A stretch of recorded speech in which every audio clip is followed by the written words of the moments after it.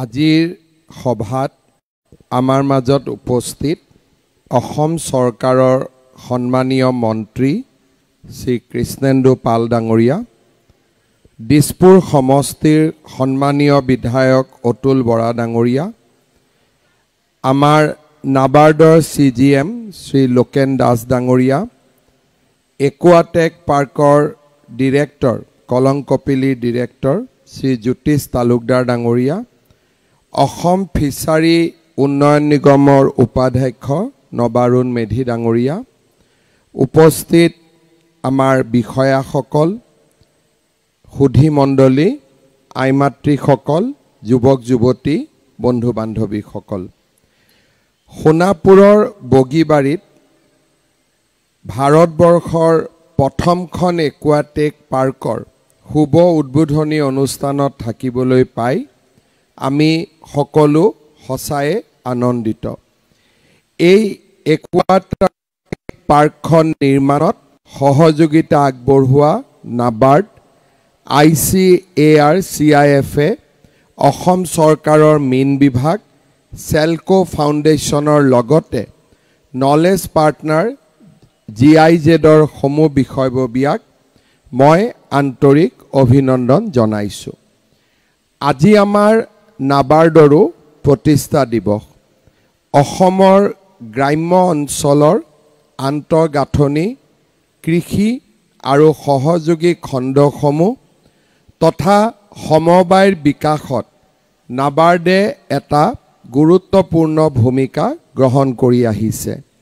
মই আজিৰ এই দিনটোত নাবাৰ্ডৰ বিষয়া কৰ্মচাৰী সকলোলৈ মোৰ শুভকামনা জ্ঞাপন কৰিছোঁ।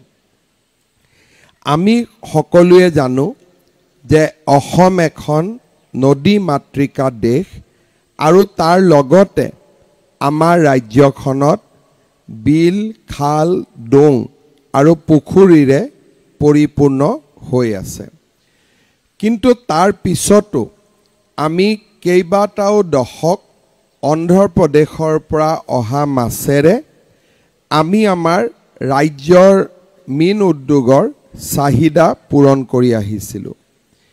এনে এক পৰিৱেশত অসমৰ মৎস্য উৎপাদনত স্বাৱলম্বিতা নিৰ্মাণৰ বাবে যোৱা 17 বছৰত কলংকপিলিয়ে প্ৰায় 1 লাখৰো অধিক মীন পালকক প্ৰশিক্ষণ, জ্ঞান আৰু বিভিন্ন ধৰণে সহায় কৰিছে।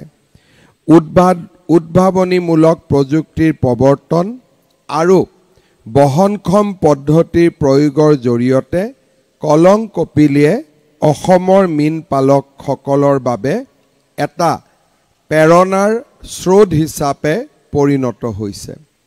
কলংকপিলিক অসম চৰকাৰৰ মীন বিভাগে ব্ৰেণ্ড এম্বেছেডৰৰ মৰ্যাদা দিছে আৰু 2021 চনত ভাৰত চৰকাৰৰ ফালৰ পৰাও বহনক্ষম মীন পালনৰ ক্ষেত্ৰত সন্মানীয় শ্ৰেষ্ঠ সংস্কাৰ বঁটা লাভ কৰিবলৈ সক্ষম হৈছে।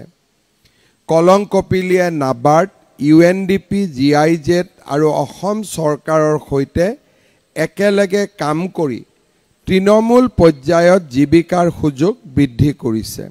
মাছৰ পোনা উৎপাদন আৰু জয়ন্তী ৰৌ আৰু উন্নত প্ৰজাতিৰ বাহু মাছৰ দৰে প্ৰজাতিৰ উৎপাদনৰ জৰিয়তে এই সংস্থাই মীন পালনত যথেষ্ট অৰিহণা যোগাই আহিছে। 2021 চনত ICAR CIF-ৰ দ্বাৰা স্বীকৃতিপ্ৰাপ্ত উত্তৰ পূব ভাৰতৰ প্ৰথম মীন পালন বা জলজ কৃষি ক্ষেত্ৰ বিদ্যালয়ৰ প্ৰতিষ্ঠা। এই বিদ্যালয়ে শ্ৰেণীকোঠা আৰু ক্ষেত্ৰভিত্তিক প্ৰশিক্ষণৰ জৰিয়তে বহু যুৱক যুৱতী আৰু মহিলাক আজি প্ৰশিক্ষণ প্ৰদান কৰিছে। এই একুৱাকালচাৰ ফিল্ড স্কুলৰ উত্তৰণ ঘটাই আজি আমি একুৱাটেক পাৰ্কৰ শুভ উদ্বোধন কৰিছোঁ। এই একুৱাটেক পাৰ্কত একুৱাপনিক্স, ৰিচাৰ্কুলেটৰী একুৱাকালচাৰ ছিষ্টেম, বায়োফ্লক, মাছৰ খাদ্য হিচাপে ব্যৱহাৰ কৰিব পৰা পোক পতংগ, উদ্ভিদ আদিৰ উৎপাদন, আলংকাৰিক মাছৰ প্ৰজনন, কম খৰচী খাদ্য উৎপাদনৰ বাবে মিল আৰু পলু পালনৰ বাবে ক্ষুদ্ৰ ৰিচাৰ্কুলেটৰী একুৱাকালচাৰ ছিষ্টেমৰ দৰে আধুনিক জলজ কৃষি প্ৰযুক্তি প্ৰদৰ্শিত হ'ব। মই কলংক কপিলিক আজিৰ এই একুৱেটেক পাৰ্কৰ বাবে মই ধন্যবাদ জনাইছোঁ আৰু তেখেতসকলে কৰি অহা নিৰবিচ্ছিন্ন সেৱাৰ বাবে তেখেতসকলক ধন্যবাদ আৰু অভিনন্দন জনাইছোঁ। ইতিমধ্যে অতুল বৰা ডাঙৰীয়াই জ্যোতিষ তালুকদাৰ আৰু তেখেতসকলৰ বন্ধু হাতুজনে লগ লাগি কৰি অহা প্ৰচেষ্টাৰ বিষয়ে আমাক উল্লেখ কৰিছে আৰু আমি সকলোৱে নিজেও প্ৰত্যক্ষ কৰিছোঁ। মই নিশ্চিতভাৱে ক'বলৈ মই কুণ্ঠাবোধ নকৰোঁ যে এই গোটেই কলংক কপিলি অসমৰ আত্মনিৰ্ভৰশীল যুৱ শক্তিৰ বাবে এক প্ৰেৰণাৰ প্ৰতীক আৰু তেখেতসকলক মই অসমবাসীৰ হৈ শুভকামনা জনাম যাতে তেখেতসকলে আগলৈও বহু আগবাঢ়ি গৈ অসমক মীন পালনৰ ক্ষেত্ৰত স্বাৱলম্বী কৰি নিৰ্মাণ কৰি তোলাত সহায়ৰ হাত আগবঢ়ায়। আমাৰ ৰাজ্যত মীন পালনক স্বাৱলম্বী আৰু ইয়াৰ উৎপাদন বৃদ্ধি কৰিবৰ বাবে ৰাজ্য চৰকাৰে নিৰন্তৰ প্ৰচেষ্টা চলাই আহিছে। ৰাজ্য চৰকাৰৰ পুঁজি, নাবাৰ্ডৰ গ্ৰাম্য আন্তঃগাঁথনি উন্নয়ন পুঁজিৰ উপৰিও প্ৰধানমন্ত্ৰী ডাঙৰীয়াই ৰূপায়ণ কৰা মৎস্য সম্পদা যোজনাই আমাৰ মীন পালকসকলক বিস্তৃতভাৱে সহায় কৰিছে। 2023 আৰু 24 চনত আমি অসমত 4.99 লাখ তাৰমানে 4.99 লাখ মেট্ৰিক টন মাছ উৎপাদন কৰি আমি দেশৰ চতুৰ্থখন মৎস্য উৎপাদনকাৰী ৰাজ্যলৈ আমি পৰিৱৰ্তিত হৈছোঁ। অৰ্থাৎ আজি দেশত কোন ৰাজ্যত কিমান মাছ উৎপাদন হয় তাৰ তালিকাখনত চালে অসম চতুৰ্থ স্থান লাভ কৰিবলৈ সক্ষম হৈছে। মই সদায়ে কওঁ যে অসমৰ লক্ষ্য ভাৰতবৰ্ষৰ 5খন অগ্ৰণী ৰাজ্যৰ মাজত। তাৰ কাৰণে আমি প্ৰত্যেকটো ক্ষেত্ৰতে আমাৰ নম্বৰ 1ৰ পৰা 5ৰ ভিতৰত হ'ব লাগিব। আজি মৎস্য উৎপাদনৰ ক্ষেত্ৰত 23-24 চনত আমি 4 নম্বৰ স্থান পাইছোঁ। 4.99 লাখ মাছ উৎপাদন হৈছে। এইবাৰ আমি আশা কৰিছোঁ যে 2025 চনৰ যেতিয়া আমি গৱেষণা কৰিম ই আৰু বৃদ্ধি হ'ব, কাৰণ 2019 চনত আমাৰ উৎপাদন আছিল মাত্ৰ 2 লাখ, 2.5 লাখ আৰু 4 বছৰৰ ভিতৰতে আমি দুগুণ মাছ উৎপাদন কৰিব পাৰিছোঁ আৰু ই আমাৰ বাবে এটা অতিকে আনন্দৰ খবৰ। প্ৰধানমন্ত্ৰী মৎস্য সম্পদা যোজনাৰ অধীনত আমি পোনা উৎপাদন কেন্দ্ৰ, পোনা পালনৰ বাবে পুখুৰী, নতুন পুখুৰী খননৰ বাবে যোগাত্মক ব্যৱস্থা লৈছোঁ। অমৃত পুখুৰীসমূহেও আমাক এই ক্ষেত্ৰত যথেষ্ট সহায় কৰিছে। এই আঁচনিৰ সহায়ত আমি এতিয়ালৈকে 178টা ক্ষুদ্ৰ, মজলীয়া আৰু বৃহৎ আকাৰৰ বায়'ফ্লক কৃষকসকলক যোগান ধৰিছোঁ। 28টা ৰিচাৰ্কুলেটৰী একুৱাকালচাৰ ছিষ্টেম আমি স্থাপন কৰিছোঁ। প্ৰায় 20,000 মীন পালক এই পদক্ষেপৰ দ্বাৰা উপকৃত হৈছে আৰু 90,000ৰো অধিক মীন পালকক আমি আৰ্থিক সহায় কৰিছোঁ। প্ৰধানমন্ত্ৰী মৎস্য সম্পদা যোজনাৰ অধীনত শ্ৰীভূমি জিলাত 100 কোটি টকা খৰচেৰে আমি তাৰ সোণবিল বুলি যিখন নেকি এছিয়াৰ ভিতৰতে এটা ডাঙৰ ৱেটলেণ্ড তাতে আমি এটা বৃহৎ প্ৰকল্পও স্থাপন কৰাৰ বাবে ব্যৱস্থা হাতত লৈছোঁ। ইয়াৰ উপৰিও অহা কেইদিনমানৰ ভিতৰতে এডিবিৰ ঋণেৰে ৰাজ্য চৰকাৰে 800 কোটি টকা আমি ৰাজ্যত সাষ্টেইনেবল ৱেটলেণ্ড আৰু ইণ্টিগ্ৰেটেড ফিচাৰিজ ট্ৰেন্সফৰ্মেশ্যন প্ৰজেক্ট নামে আমি নতুন প্ৰকল্প এটাও হাতত ল'ম। সেইদৰে জাইকাৰ 250 কোটি টকা আৰ্থিক সাহায্যৰে আমি ৰাজ্যৰ মীন পালনত বা মীন উৎপাদনৰ ক্ষেত্ৰত আমি আৰু কেইবাটাও নতুন প্ৰকল্প হাতত ল'ম। কিষাণ ক্ৰেডিট কাৰ্ডেও 15,000 কৃষকক 55 কোটি টকাৰ ঋণ পালন কৰিছে। এতিয়া মীন পালকসকলৰ বাবে কেন্দ্ৰীয় চৰকাৰে সামাজিক সুৰক্ষাৰ বাবে গ্ৰুপ ইঞ্চুৰেঞ্চ স্কিম আদিও তেওঁলোকে আৰম্ভ কৰিছে, যাৰ ফলত মীন পালকৰ মৃত্যু হ'লে 5 লাখ টকা আৰু শাৰীৰিক অক্ষম হ'লে 2.5 লাখ টকা পৰ্যন্ত পোৱাৰ ব্যৱস্থা কৰা হৈছে। বেমাৰৰ চিকিৎসাৰ বাবেও কেন্দ্ৰীয় চৰকাৰে 25,000 টকা আগবঢ়োৱাৰ আঁচনি হাতত লৈছে। আমি এতিয়া ৰাজ্যত 8 কোটি টকা ব্যয়েৰে 10টা ক্লাষ্টাৰ আমি ফিচাৰী ডেভেলপমেণ্ট কৰাৰ বাবে চিন্তা কৰিছোঁ আৰু প্ৰধানমন্ত্ৰী মৎস্য সম্পদা যোজনাৰ আঁচনিৰ অধীনত 2টা ফ্ৰেছ ৱাটাৰ ফ্ৰিজ ব্ৰিড বেংকো আমি স্থাপন কৰিব বিচাৰিছোঁ। এই উদ্যোগ 2টা আমি দৰং জিলাৰ গৰুখুটি আৰু গোৱালপাৰাত স্থাপন কৰিবলৈ 5 কোটিকৈ 10 কোটি টকা আমি আগবঢ়াবলৈ সিদ্ধান্ত লৈছোঁ। ঠিক সেইধৰণে কাছাৰ জিলাৰ শিলকুৰিত 26 কোটি টকা ব্যয়েৰে আমি এখন আধুনিক মাছৰ বজাৰো নিৰ্মাণ কৰিবলৈ আমি সিদ্ধান্ত লৈছোঁ। গোৱালপাৰাৰ সোণাৰী গাঁৱত এটা ইণ্টিগ্ৰেটেড ফিছ লেণ্ডিং চেণ্টাৰো আমি নিৰ্মাণ কৰিবলৈ 20 কোটি টকাৰ অনুমোদন আগবঢ়াইছোঁ। অৰ্থাৎ আজি ৰাজ্য চৰকাৰখনে মীন ক্ষেত্ৰত অসমৰ আন ক্ষেত্ৰৰ দৰে সমানে আগবঢ়াই লৈ যোৱাৰ ওপৰত গুৰুত্ব আৰোপ কৰিছে। মই কেইটামান উদাহৰণ দিব খোজোঁ। কলং কপিলীৰ উদাহৰণ আজি আমাৰ বগৰীবাৰী ৰাইজে সন্মুখত দেখা পাইছে। ঠিক সেইধৰণে আমাৰ অসমৰ নলবাৰীৰ দেৱজিৎ বৰ্মনে প্ৰতি বছৰে 720 টন মাছ উৎপাদন কৰি 25 কোটি টকাকৈ বছৰত উপাৰ্জন কৰিবলৈ সক্ষম হৈছে। ঠিক তেনেদৰে বৰপেটা জিলাৰ হেমন্ত ডেকা, তেওঁৰ দেউতাকে ঠেলা চলাইছিল আৰু ঠেলাত মাছ বিক্ৰী কৰিছিল।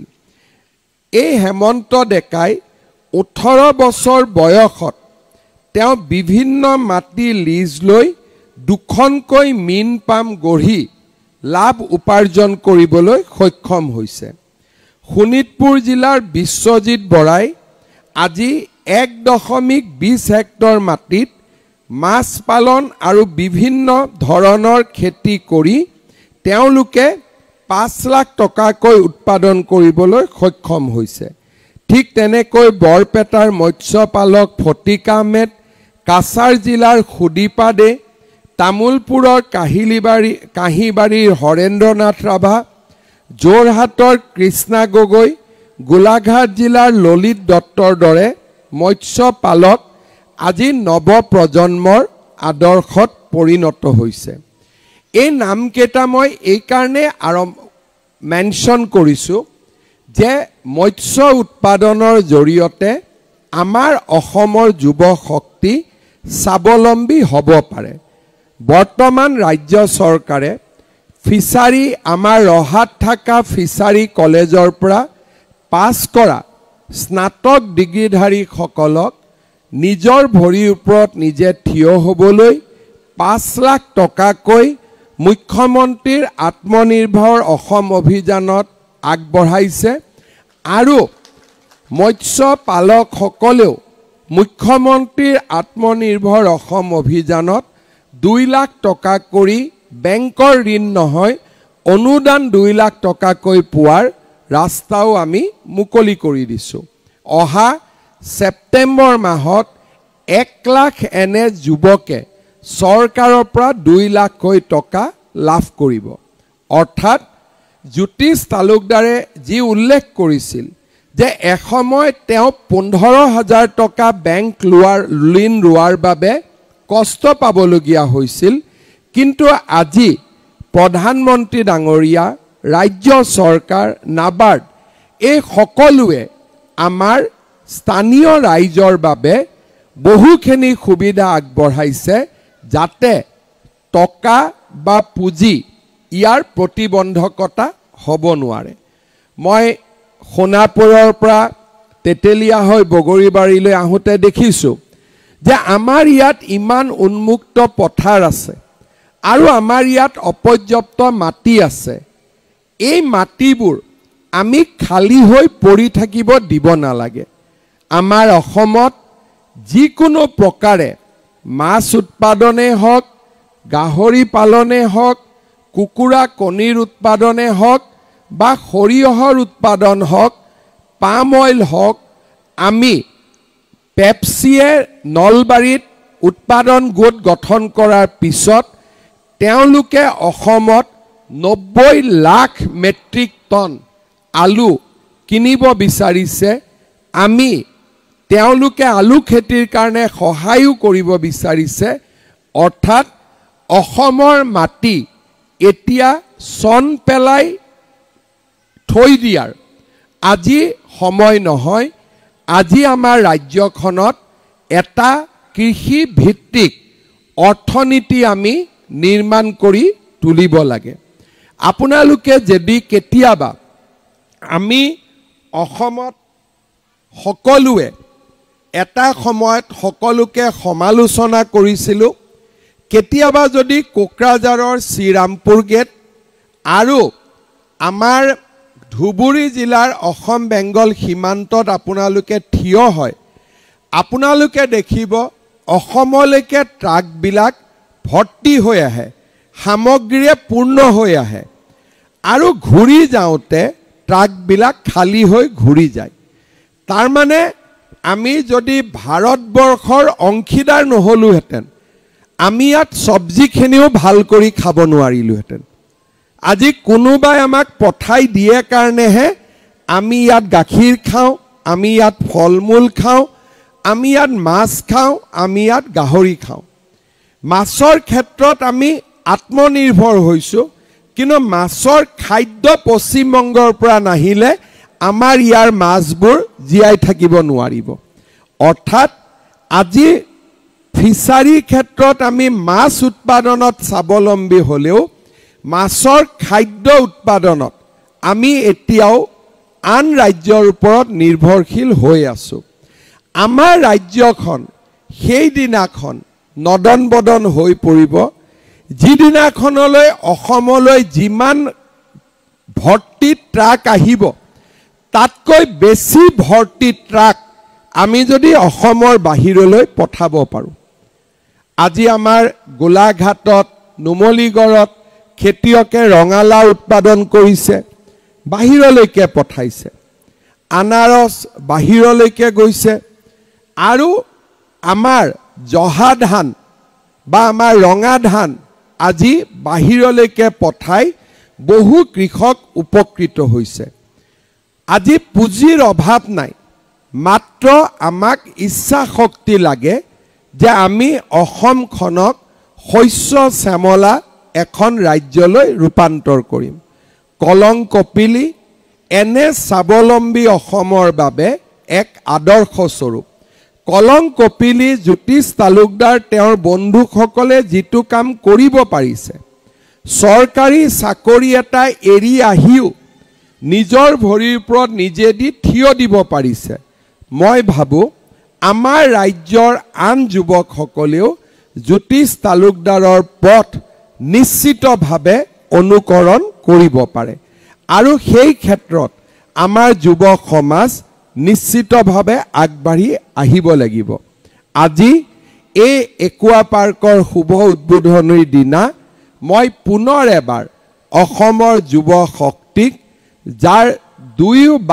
যাৰ বাহুত আৰু দুই হাতত অসীম শক্তিৰ বল লুকাই আছে সেই যুৱক শক্তিক মই আত্মনিৰ্ভৰ অসম নিৰ্মাণৰ বাবে আগবাঢ়ি আহিবলৈ আহ্বান জনাইছোঁ। পুনৰ এবাৰ আজিৰ এই শুভ দিনটোত কলং কপিলীক মোৰ বহু শুভকামনা জনাইছোঁ। ৰাজ্যৰ মীন মন্ত্ৰী কৃষ্ণেন্দু পাল ডাঙৰীয়া আমাৰ মাজত আছে। মই কৃষ্ণেন্দু পাল ডাঙৰীয়াক অনুৰোধ কৰিম যে কলং কপিলীক যাতে ৰাজ্য চৰকাৰে সকলো ধৰণৰ সহায় আগবঢ়ায়, আৰ্থিক আৰু সকলো ধৰণৰ ক্ষেত্ৰত সহায় আগবঢ়ায়, তাৰ বাবে মই বিশেষ অনুৰোধ জনাই আৰু অতুল বৰা ডাঙৰীয়াই দিয়া প্ৰতিটো পৰামৰ্শ মই মনত ৰাখি মই মোৰ বক্তব্যৰ সামৰণি মাৰিছোঁ। ধন্যবাদ। জয় হিন্দ, বন্দে মাতৰম।